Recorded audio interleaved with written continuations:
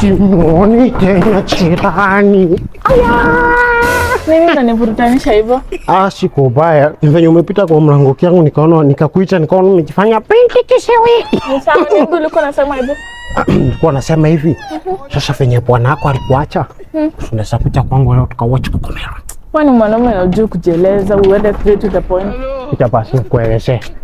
Sawa, tufanye hivi. Straight to the point. Tondo nipatie kikulacho. Kikulacho nini nenesho wapi? Shiki nguoni mwako. Nguoni mwangu?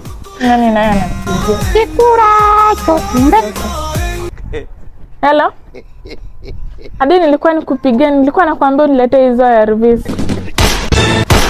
Za sistangu mkubwa hata hajazitumia leo asubuhi. Hello.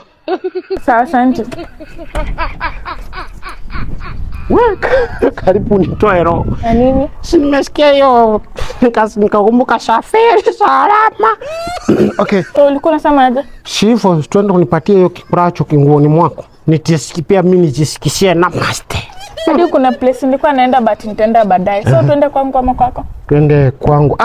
Twende kwako ndo tu watch television. Kikulacho kumbe kinguoni mwako. Na master.